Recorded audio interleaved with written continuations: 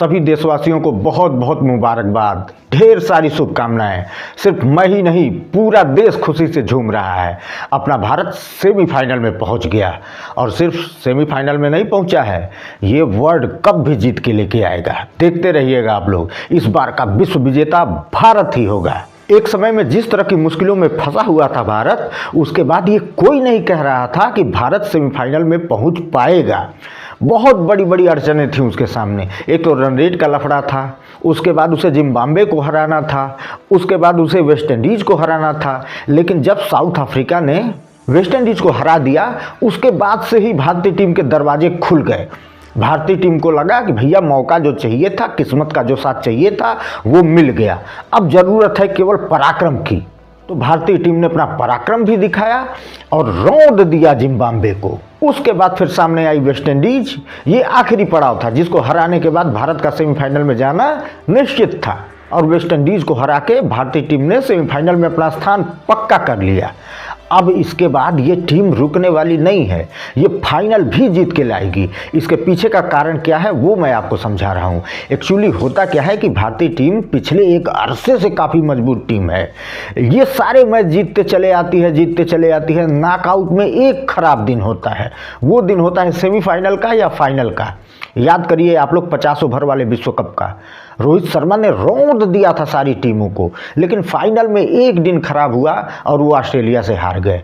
उसी तरह से कई सारे टूर्नामेंटों में होता आया है कि भारत सबको हराती चली आती है, एक दिन खराब होता है और वंचित हो जाती है कप जीतने से। लेकिन इस बार ऐसा नहीं होने वाला है, क्योंकि पहले ही भारत को झटका लग चुका है। भारत दक्षिण अफ्रीका से हार गई थी सुपर 8 के मुकाबले में ही। उस हार के बाद जब भारतीय टीम फिर से उभरी है आक्रामक तरीके से, बदला लेने के मूड में, अब वो नहीं रुकेगी। अब वो सेमीफाइनल में इंग्लैंड को भी रौंद देगी। इंग्लैंड से मुकाबला होना है सेमीफाइनल में भारत का, तो इंग्लैंड को भी रौंद के भारतीय टीम आसानी से फाइनल में पहुंचेगी और फाइनल में भी जो टीम उसके सामने आएगी उसको हरा के एक बार फिर विश्व विजेता बनेगी। ये रिकॉर्ड होगा। कोई भी टीम आज तक लगातार 2 बार T20 वर्ल्ड कप नहीं जीत पाई है। जब से T20 वर्ल्ड कप शुरू हुआ है तब से ये इतिहास है। लेकिन भारतीय टीम हर इतिहास को बदलना जानती है, हर रिकॉर्ड को बदलना जानती है, हर रिकॉर्ड को तोड़ना जानती है। तो इस बार इस रिकॉर्ड का भी धराशायी होना तय है। भारत लगातार दूसरी बार विश्व विजेता, विश्व चैंपियन बनेगा। उधर दूसरे ग्रुप में पाकिस्तान भी कल बाहर हो गई, उसका बोरिया बिस्तर बंध गया। श्रीलंका के सामने उसका मुकाबला था, जिसमें श्रीलंका बहुत मुश्किल से हारी है। ये समझिए हरा ही दी थी पाकिस्तान को। हालांकि पाकिस्तान को विश्व कप में क्वालिफाई करने के लिए सिर्फ श्रीलंका को हराना नहीं था। अगर वो पहले बैटिंग करती तो लगभग 83, 84, 85 रनों से उसको हराना था। लेकिन श्रीलंका ने शानदार जाबाज बल्लेबाजी की और एक समय तो लग रहा था कि श्रीलंका 150 से भी नीचे रह जाएगी। जो पाकिस्तान का लक्ष्य है कि 143-44 रनों से हराना, वो हासिल कर लेगी पाकिस्तान, उससे भी जल्दी समेट देगी श्रीलंका को। धड़ाधड़ उसके विकेट गिर रहे थे। लेकिन उसके बाद भाई साहब जो श्रीलंका ने गियर बदला तो वो पाकिस्तान को बाहर करने के बाद ही रुकी। एक साथ भारतीय दर्शकों का भी धड़कन बढ़ा हुआ था और न्यूजीलैंड के दर्शकों का भी धड़कन बढ़ा हुआ था। न्यूजीलैंड के भी दर्शक और खिलाड़ी चाह रहे थे कि पाकिस्तान बाहर हो जाए, भारत के भी दर्शक यही चाह रहे थे कि इनका बोरिया बिस्तर बंधे, ये अपनी आटे की बोरी लेके चलते बने। तो श्रीलंका ने दिखा दिया कि वो इसी माध्य के साथ खेल रही थी कि हम नहीं अगर जा रहे हैं तो हम पाकिस्तान को भी नहीं जाने देंगे।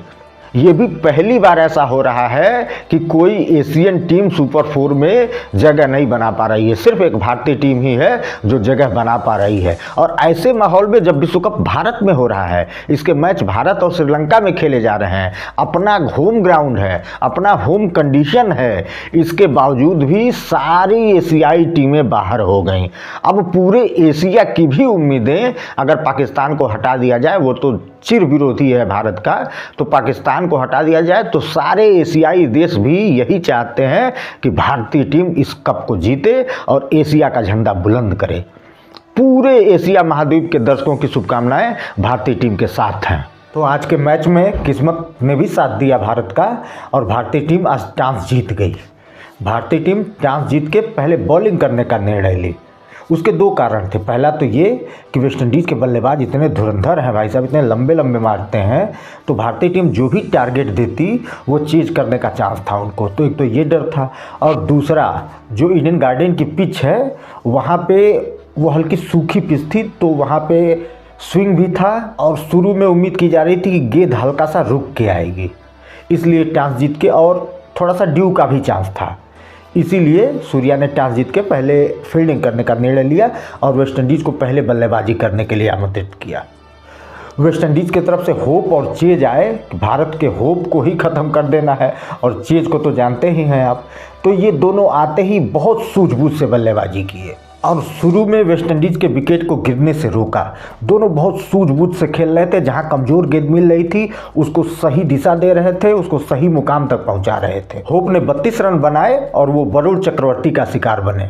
पहला ब्रेक थ्रू भारत की तरफ से वरुण चक्रवर्ती ने दिलाया। आज 3 फास्ट गेंदबाजों के साथ भारतीय टीम खेल रही थी।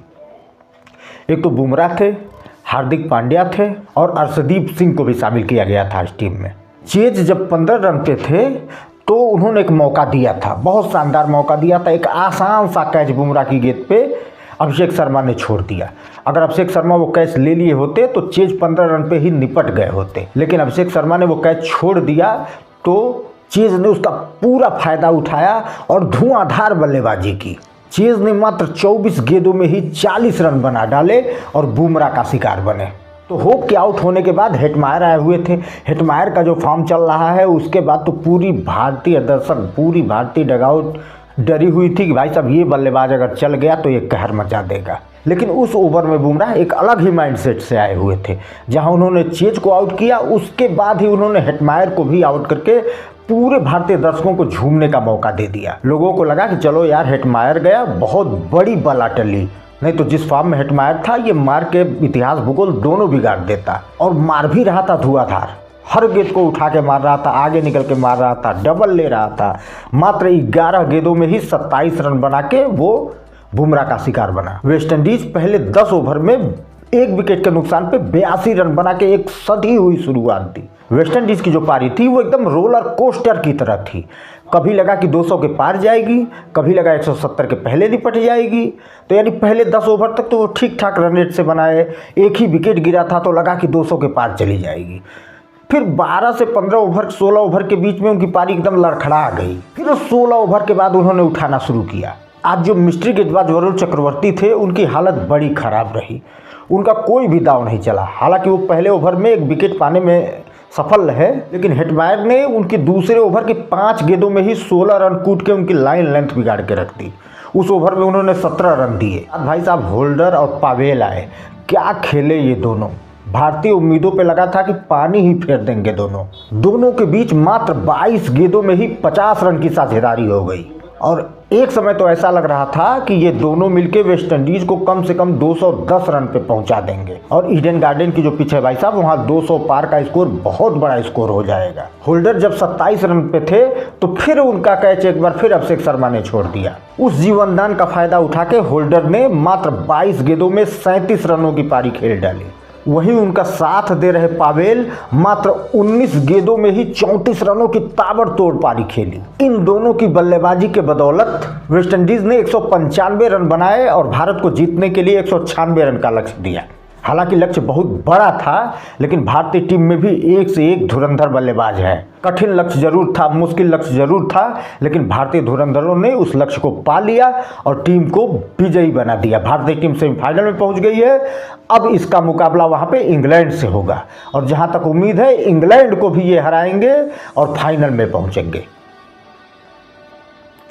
तो वीडियो को लाइक करिए, शेयर करिए, चैनल को सब्सक्राइब कीजिए और बने रहिए हमारे साथ। सच्ची खबर, पक्की खबर और क्रिकेट के भी जो अपडेट्स हैं उसको जानने के लिए जुड़े रहिए हमारे साथ। धन्यवाद।